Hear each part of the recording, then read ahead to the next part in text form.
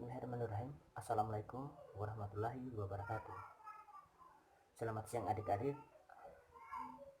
Apa kabar adik-adik hari ini? Semoga kita semua dalam keadaan sehat walafiat. Amin. Ya, pada hari ini kita akan melanjutkan materi sebelumnya. Jadi sebelum kita melangkah pada materi, terlebih dahulu saya akan mengingatkan adik-adik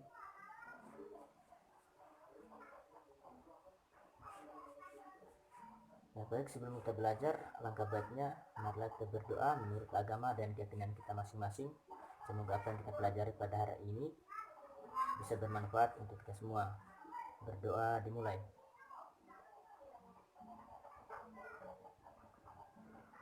Berdoa selesai. Ya baik adik-adik, seperti yang telah saya sampaikan pada pertemuan sebelumnya, bahwa pada hari ini kita akan mempelajari materi baru. Materi yang akan kita pelajari hari ini yaitu tentang geometri pada bidang datar.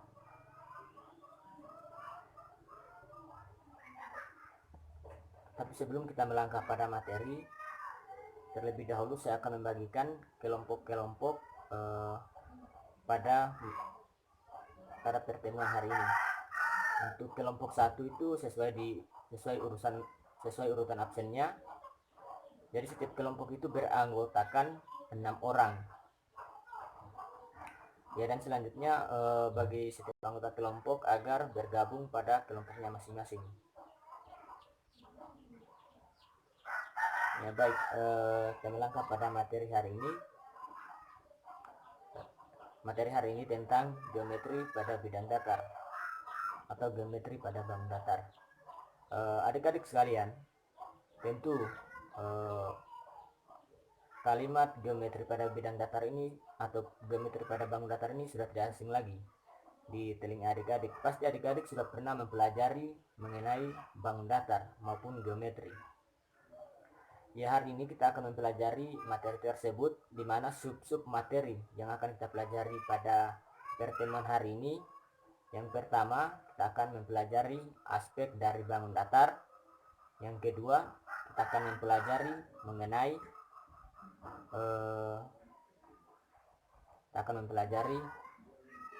mengenai segi 4 dan lingkaran. Yang materi ketiga kita akan mempelajari mengenai barisan dan deret geometri, dan juga kita akan mempelajari materi geometri. Kita akan mempelajari kesebangunan dan kekongruenan suatu bangun datar. Ya adik-adik sekalian, kami langkah pada materi pertama. Materi pertama yaitu aspek-aspek bidang datar atau aspek-aspek bangun datar. Yang pertama kita mempelajari mengenai definisi. Salah satu hal kenapa kita harus mengetahui definisi dari suatu objek, yaitu agar adik-adik mudah atau lebih cepat paham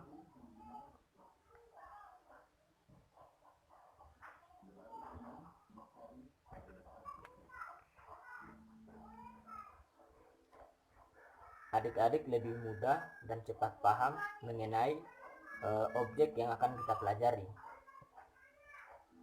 Ya, definisi apa itu sebenarnya bangun datar? Adik-adik ada yang bisa membantu mengenai menjelaskan definisi dari bangun datar itu? Ya, bangun datar itu adalah bagian dari bidang datar yang terbentuk oleh suatu garis lurus atau lengkung.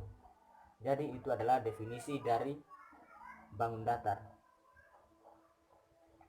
Ya, tugas adik-adik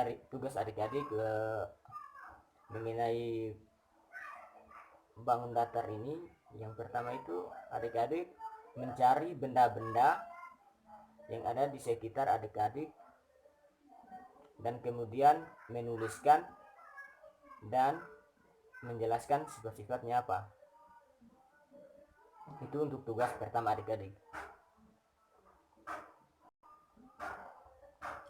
Yang kedua, materi kita kedua hari ini tentang segi empat dan lingkaran. Benarnya apa sih segi empat? Adik-adik mungkin sudah pernah mendengar yang namanya segi empat. Segi empat itu apakah itu suatu persegi atau bukan? Jadi adik-adik di sini kita akan menjelaskan definisi dari segi empat. Jadi segi empat itu adalah poligon bidang yang dibentuk oleh empat sisi yang saling berpotongan pada satu titik. Jadi dari definisi ini adik-adik sudah bisa menyebutkan jenis-jenis dari segi empat tersebut. Jadi adik-adik salah satu contohnya yaitu persegi. Jadi persegi ini masuk dalam jenis-jenis, salah satu jenis dari segi empat. Selanjutnya adalah persegi panjang, telah ketupat, layang-layang, trapesium, dan juga segitiga.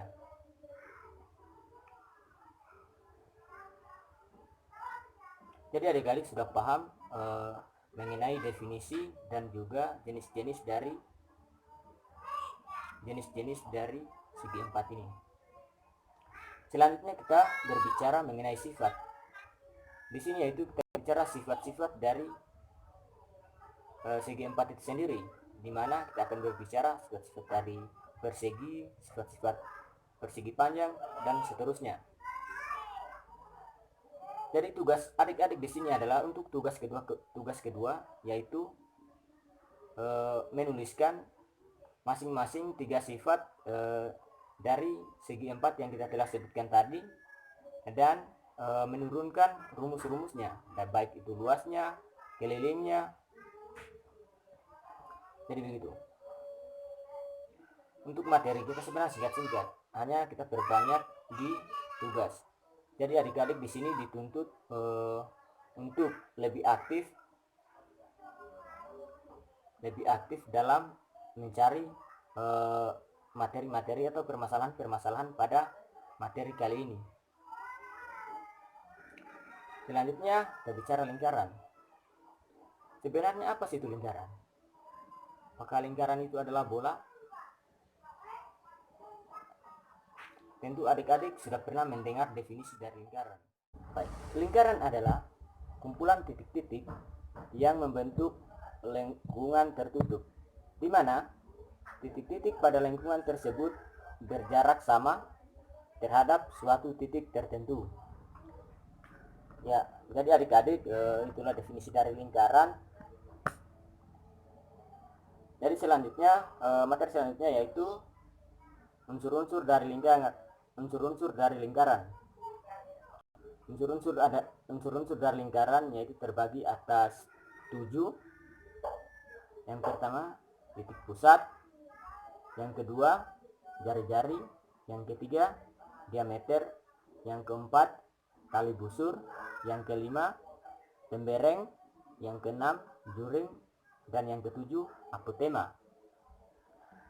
Jadi adik-adik untuk tugas ketiga adik-adik di rumah nanti yaitu mencari definisi dari ketujuh unsur tersebut. Itu untuk tugas ketiga adik-adik.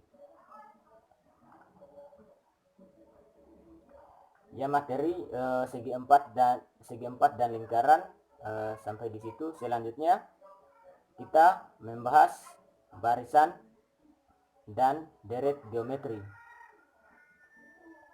Adik-adik juga mungkin sudah pernah mendengar barisan dan deret geometri. Jadi barisan apa sebenarnya barisan geometri? Barisan geometri itu adalah baris yang nilai setiap sukunya didapatkan dari suku sebelumnya melalui perkalian dengan suatu bilangan.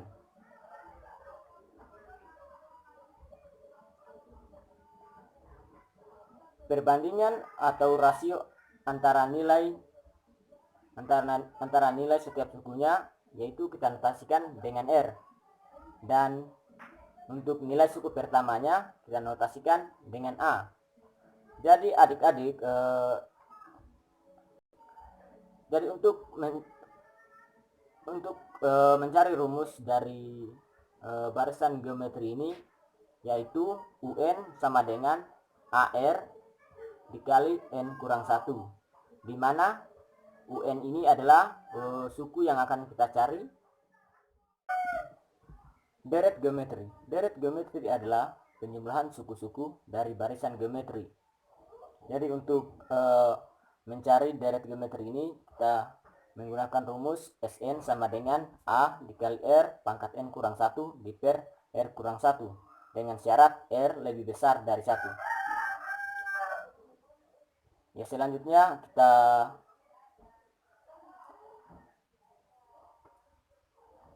melangkah pada contoh soal mengenai barisan dan deret geometri. Untuk contoh soal yang pertama, diketahui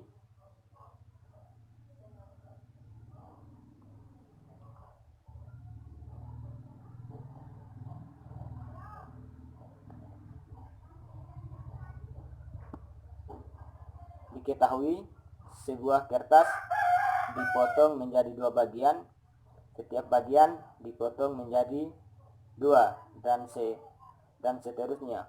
Jumlah potongan kertas setelah potongan kelima sama dengan, jadi di sini yang akan kita cari yaitu barisan geometri. Kita ketahui A sama dengan 1 dan R sama dengan 2. Dari mana kita peroleh S sama dengan 2, yaitu hasil di mana rumusnya untuk mencari rasio yaitu